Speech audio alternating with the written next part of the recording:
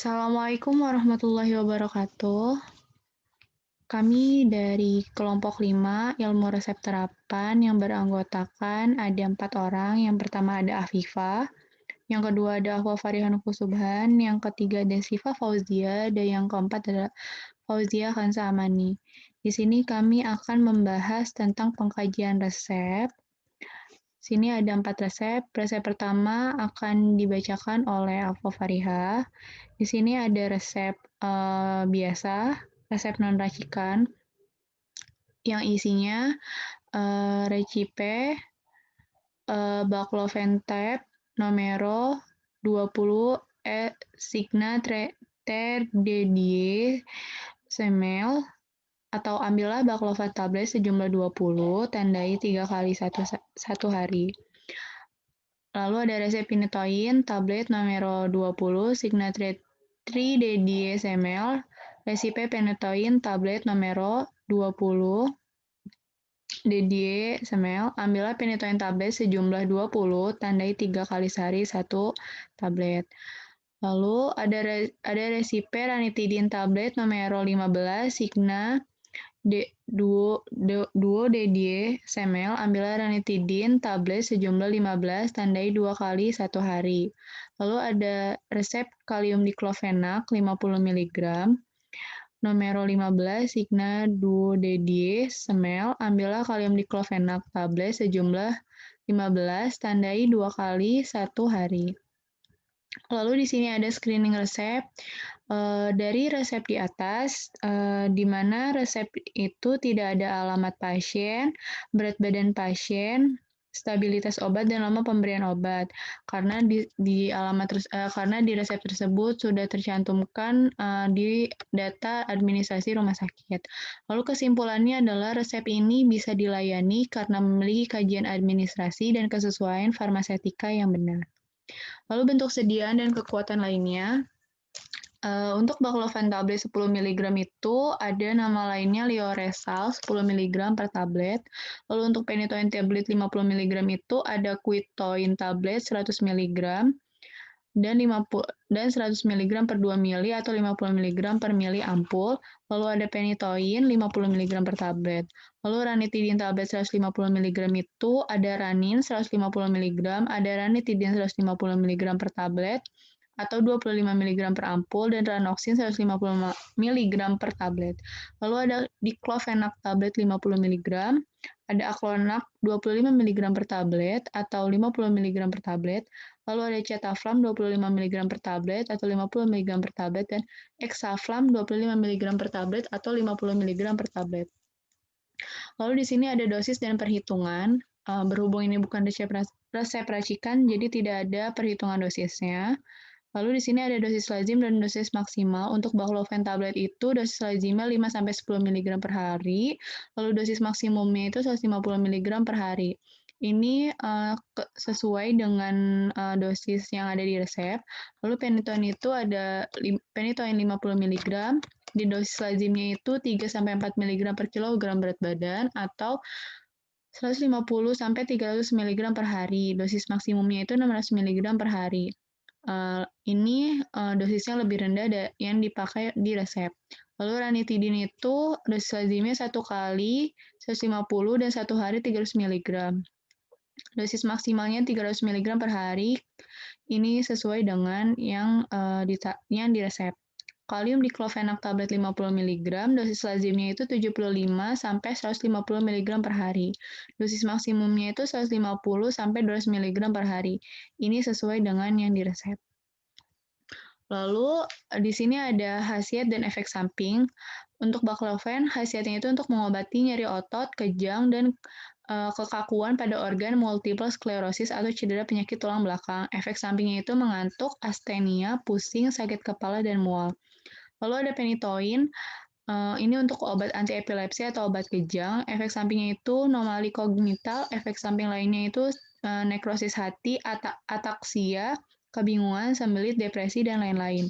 Lalu ada ranitidin, ini untuk mengobati tukak lambung yang ada di usus. Efek sampingnya itu nyeri perut, sembelit, dan mual. Untuk kalium diclofenac itu khasiatnya digunakan untuk mengobati nyeri ringan hingga sedang. atau gejala osteoartritis atau rheumatoid arthritis. Efek sampingnya itu retensi cairan, mual, dan sakit kepala. Lalu di sini ada analisa harga yang diambil dari K24 Apotek Online, di mana baclofen tablet itu untuk satu strip isi 10 tablet harganya Rp155.000. Untuk phenytoin tablet dengan satu botol yang berisi 100 tablet itu Rp86.000. Lalu untuk ranitidin tablet, satu strip yang isinya 10 tablet itu Rp5.000. Dan kalium diklofenak 10 mg itu satu strip isi 10 tablet harganya Rp10.000. Untuk penyiapannya, baca resep dengan baik dan teliti, ambil obat sesuai dengan resep, bungkus obat dengan plastik klip, beri signa, cek ulang obat dan etiket apakah sudah sesuai dengan resep atau belum, serahkan kepada pasien. Lalu ini ada etiketnya, yang pertama itu untuk etiket baclofen, yang kedua untuk phenytoin, yang ketiga itu untuk ranitidin, dan yang keempat itu untuk kalium diklofenak. Label yang digunakan yaitu nitratur, tidak boleh diulang tanpa resep dokter karena semua obatnya adalah obat keras. Lalu di sini ada kopi resep, bisa dilihat sendiri, dan ini untuk penyerahannya, ada narasi untuk penyerahannya. Lalu selanjutnya, informasi konseling itu tidak ada karena resep ini bukan penyakit yang membutuhkan pengobatan jangka panjang. Lalu daftar pustakanya ini bisa dilihat sendiri. Lalu selanjutnya resep akan dibacakan oleh teman saya. Untuk selanjutnya di sini ada resep racikan dari Primaya Hospital Bekasi Utara. Yang pertama ada theophylline 100 mg dan salbutamol 0,5 mg Mischievbug pulveris dan in kapsul DTD 20 dengan penggunaan 3 kali sehari bila sesak. Lalu di sini tertera ada nama Latin dan beserta artinya, dan di bawah ini ada screening resepnya yang tidak ada alamat dokter dan nama pasien. Untuk resep ini bisa dilayani karena tidak ada SIK dan alamat dokter karena ini merupakan rumah sakit. Dan selanjutnya ada sediaan dan kekuatan lainnya. Pertama ada theophylline, contohnya itu ada Samcola theophylline 130 mg per kapsul.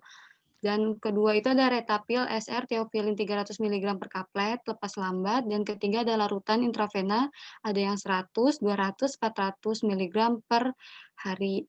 Untuk salbutamol itu ada salbutamol tab 2 mg dan 4 mg di pasarannya. Dan kedua itu ada Salbron ada 2 dan 4 mg dan juga dalam bentuk sirup 2 mg per 5 mili. Dan ketiga ada salbutamol 100 mg. Lalu di sini ada perhitungan dosisnya. Yang pertama theophylline untuk dosis lazimnya itu 1 kali 200 mg dan 1 harinya 500 mg. Untuk dosis maksimalnya 1 kali 500 dan 1 harinya 1 gram. Ini telah sesuai. Untuk salbutamol dewasa lebih dari 12 tahun, 2-4 mg per hari, dan maksimalnya ini 8 mg dan sudah sesuai. Dan untuk khasiat dan kegunaannya, yang pertama ada theophylline. Khasiatnya ini untuk spasmolitikum bronkial, kegunaannya untuk meredakan gejala akibat penyempitan saluran pernafasan. Dan efek sampingnya ini ada nyeri dada atau ketidaknyamanan, pusing, pingsan, detak jantung cepat, lambat, atau tidak teratur, dan yang lainnya. Yang kedua ini ada salbutamol yang khasiatnya ini mengatasi masalah pernafasan yang disebabkan oleh asma. Kegunaannya bronkodilator yang membantu mengobati asma atau penyakit dada dengan merelaksasikan saluran udara paru-paru, mengurangi sesak dada, nyungi, dan batuk, sehingga dapat bernafas dengan mudah. Efek sampingnya ada tremor, ada nervousness, ada nausea, ada vomiting, dan yang lainnya. Untuk harganya ini, theophylline per gramnya ini 760 perak. Dan salbutamol ini untuk per tabletnya 208 perak. Untuk penyiapannya ini penimbangan sediaan 100 mg dikali 20 tab sesuai dengan resep yang diminta dokter sama dengan 2 gram. Untuk salbutamol ini 0,8 mg dikali 20 tab sama dengan 16 mili dibagi 4 mili per tab sesuai dosis di pasaran satu tabletnya dan diambil sebanyak 4 tablet. Untuk cara pembuatannya ini menyiapkan bahan obat dan timbang teofilin, masukkan ke dalam lumpang, tambahkan salbutamol, gerus hingga homogen, bagi serbuk menjadi 20 bagian, siapkan cangkang kapsul nomor 4. Kapsul 1 kapsul itu ada 108 mg, sebanyak 20 kapsul. Masukkan serbuk dalam kapsul, bersihkan kapsul dengan kain flanel, masukkan dalam botol, beri etiket dan serahkan.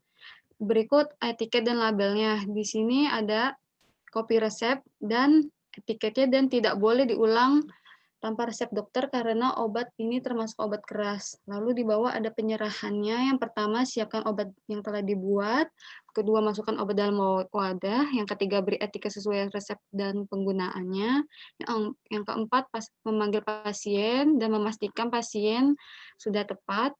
Dan jelaskan penggunaan obat. Dan terakhir, arahkan pasien untuk penebusan obatnya. Dan di bawah ini ada percakapan antara pasien dengan apoteker. Selanjutnya untuk informasi, obat yang diberikan merupakan obat asma untuk mengurangi rasa sesak pada dada dan penggunaannya 3 kali sehari 1 kapsul bila sesak. Jika terjadi lebih lanjut untuk bisa lanjut ke dokter langsung, merekomendasikan ke dokter dan di sini ada daftar pustakanya yaitu yang pertama FE edisi 3, yang kedua ada ISO volume 49, yang ketiga drugs.com dan keempat ada Medscape.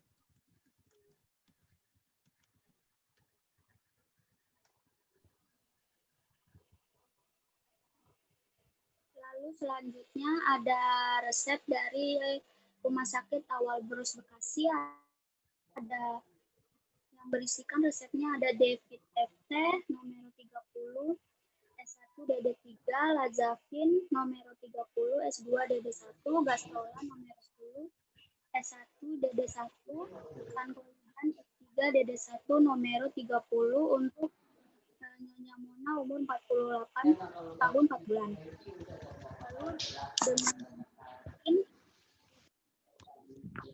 Lalu dengan Signa Semel Dedie Uno, Laza Nabis Dedie Uno, Erot 10, Uno, Kankoidan, Nomero 30, Uno. 10, 1 kali 3 pin sebanyak 30, tandai 2 kali 1 tablet, gastrolan sebanyak 10, ditandai 1 kali 1 tablet, sanpoidin ditandai 3 kali 1 tablet. Lalu screening resep pada kajian administrasi di sini yang tidak ada SIK, alamat pasien dan tanggal penulisan resep. Untuk farmasetikanya yang tidak ada bentuk sediaan, potensi, stabilitas, dan inkompatibilitas. Resep ini dapat dilayani karena pada kelengkapan resepnya di atas masih bisa dianggap baik, sedangkan untuk kelengkapan yang tidak ada bisa dapat diberikan oleh dokternya. Bentuk sediaan dan kekuatan lainnya itu David FT ada sirup David 400 IU per 5 ml, David FT tablet 400 IU. Sedangkan untuk Lazavin, dus 3 kali 10 kapsul, gastrolan kapsul 30 mg, sankoidan kapsul untuk 450 mg. Untuk dosis pada David FT itu 1 tab per sendok teh 1 kali per hari. Lazavin dosis dewasa 2-4 kapsul dalam dosis terbagi. Untuk anak-anak 40-60 mg per kilogram berat badan per hari diberikan dalam 3 dosis terbagi. Untuk gastrolan, tukak 2 denun, tukak lambung berulang 30 mg 1 kali per hari selama 4-8 minggu. Reflux esophagus 30 mg 1 kali per hari selama 8 minggu. Sankoidan 1 kapsul 3 kali per hari. Lalu untuk di sini ada David FT untuk indikasinya suplementasi vitamin D3. Lazavinnya kegunaannya kolitis ulceratif ringan sampai sedang, kolitis Crohn atau AR. Kontraindikasinya hipersensitif terhadap sulfonamid dan salisilat, efek sampingnya mual, anoreksia, peningkatan suhu tubuh, eritemia, dan pruritus, sakit kepala, reaksi hematologi, gastrointestinal, SSP, ginjal, dan kulit. Untuk gastrolan itu ada indikasinya tukak lambung duodenum dan rekuren, reflux esofagitis. Efek sampingnya itu ada diare, sakit kepala, mual, reaksi kulit, anoreksia, konstipasi, pusing, proteinuria, kelelahan, dispepsia, mulut kering, urtikaria, pruritus, peningkatan sementara pada tes fungsi hati, antralgia, edema, depresi, dan lain-lain. Untuk sankoidan, indikasinya membantu menjaga kekebalan tubuh, terapi adjuvan untuk kanker. Analisa harga ini didapat dari MINS Indonesia. Untuk David FT itu ada David sirup 400 IU 5 ml 100 ml dengan harga 42.000, David FT 400 IU 80.000, Lazavin dus 3 kali 10 kapsul 135.000, gastrolan kapsul 30 mg dikali 2 kali 10 200 per box, sankoidan kapsul 450 120 untuk 1.800.000 per botol. Di sini ada penyiapannya. Yang pertama itu siapkan obat yang sesuai diminta dalam resep, masukkan obat ke dalam wadah, dikemas lalu diberi etiket, label, dan lakukan PO kepada pasien. Di sini ada percakapan untuk kepada pasiennya. Lalu ini ada etiketnya yang pertama.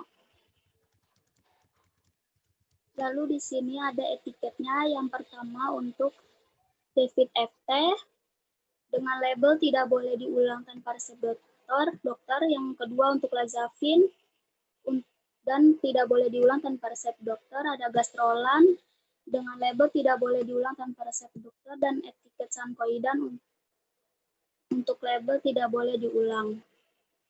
Ini kopi resepnya. Lalu untuk informasi konselingnya ini ada David untuk suplemen vitamin diminum 1 kali sehari 3 tablet, dapat langsung diminum sesudah makan dan obat tidak dapat diulang tanpa resep dokter. Lazavin ini untuk obat peradangan diminum 2 kali sehari 1 tablet, dapat diminum sesudah makan dan obat ini tidak dapat diulang. Gastrolan untuk obat lambung diminum sehari 1 tablet, dapat diminum sesudah makan dan juga tidak dapat diulang tanpa resep dokter. Sankoidan ini untuk suplemen untuk kanker agar daya tahan tubuhnya kuat, dapat diminum 3 kali sehari 1 kapsul diminum sesudah makan. Lalu untuk dapusnya ini dapat dari ISO dan MIMS Indonesia. Selanjutnya akan dijelaskan oleh teman saya.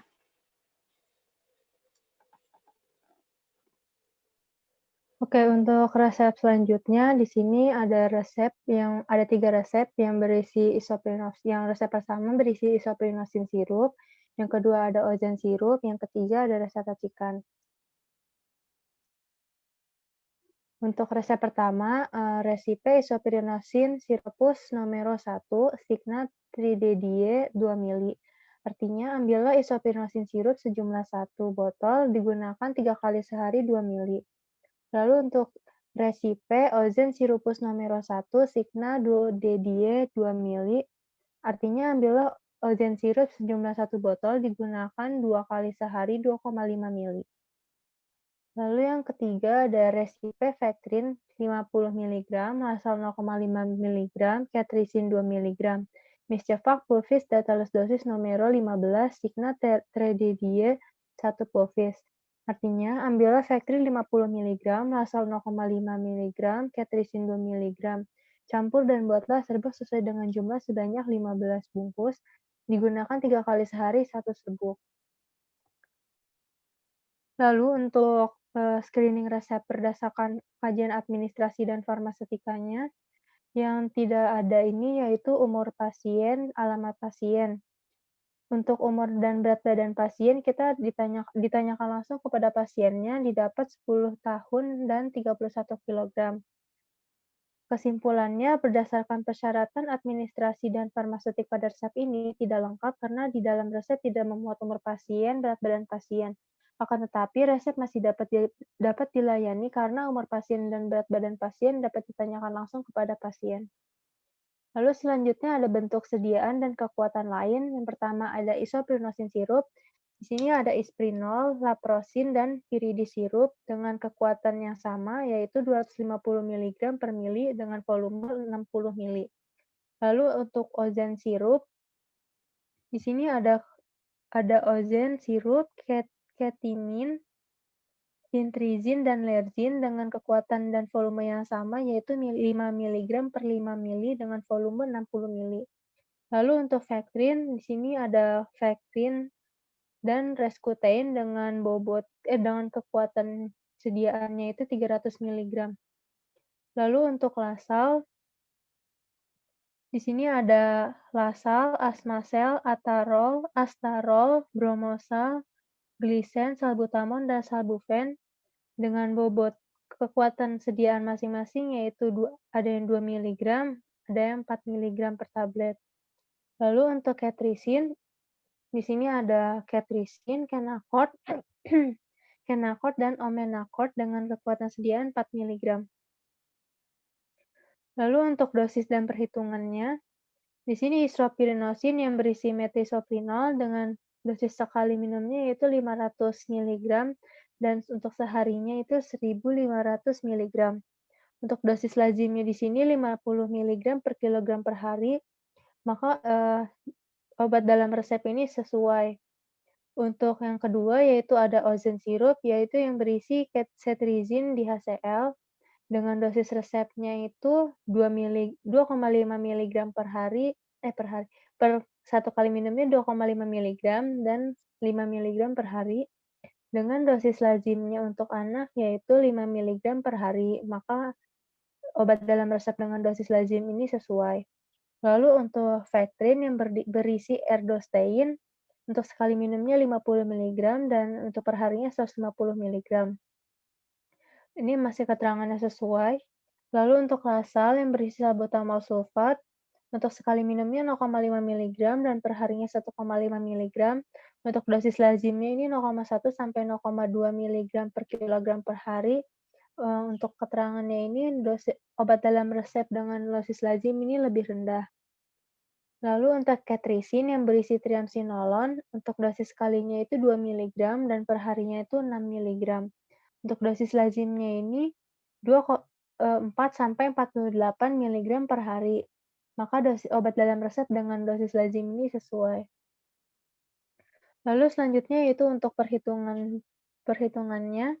Di sini pada perhitungan resep racikan yang berisi Vectrin, yaitu 50 mg dikali 15 berdasarkan nomeronya sama dengan 750 mg dibagi 300 mg berdasarkan kekuatan sediaannya, yaitu didapat hasil 2,5 kapsul. Lalu untuk Lasal 0,5 mg dikali 15 sama dengan 7,5 mg dibagi 2 mg sama dengan 3,3/4 kapsul. Lalu untuk Ketrisinnya ini 2 mg dikali 15 sama dengan 30 mg. 30 mg ini dibagi 4 mg sama dengan 7,5 kapsul. Lalu untuk laktosanya 500 mg dikali 15 sama dengan 7.500 mg dikurang 750 mg ditambah 7,5 mg ditambah 30 mg didapat hasil 6.712,5 mg. Lalu selanjutnya untuk khasiat dan efek sampingnya, pada isoprenosin berkhasiat sebagai imunomodulator untuk penyakit virus dan untuk kondisi imunodefisiensi. Efek sampingnya ini peningkatan sementara asam urat dalam urin dan serum, ruam kulit atau gatal, rasa lelah atau lesu, dan diare. Lalu untuk ozen, berkhasiat sebagai rinitis alergi musiman dan tahunan, urtikaria idiopatik kronis, dan gangguan dermatologis lainnya. Efek sampingnya ini sakit kepala, pusing, mengantuk, mulut kering, dan ketidaknyamanan gastrointestinal.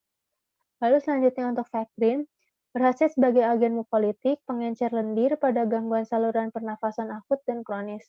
Efek sampingnya ini tidak ada efek samping gastrointestinal atau sistemik akibat Vectrin yang diamati. Jika terjadi efek yang tidak diinginkan, beritahu dokter.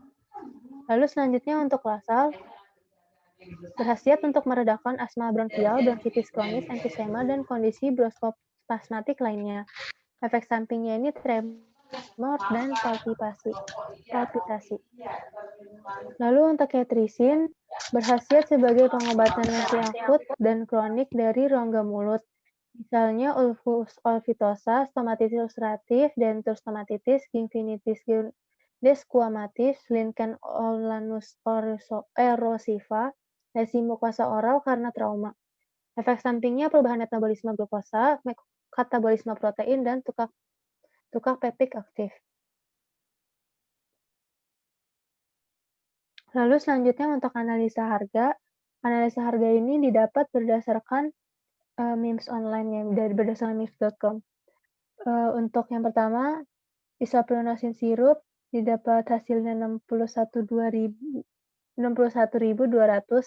dan selanjutnya bisa dilihat berdasarkan dari gambar ini.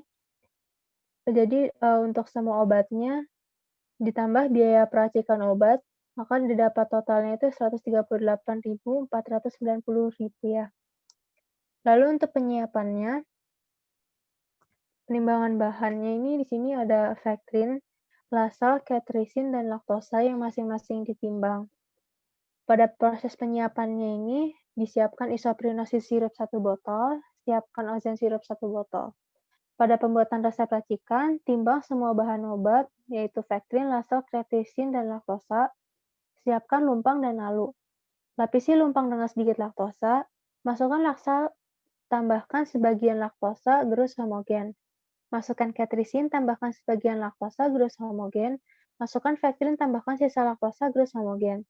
Timbang satu bobot seberat 500 mg.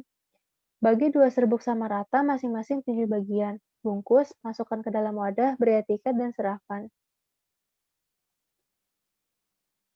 Pada di bawah gambar berikut ini ada etiket, label, dan kopi resepnya. Di sini label yang digunakan yaitu neiteratur, yaitu tidak boleh diulang tanpa resep baru dari dokter karena obat di atas ini merupakan obat keras.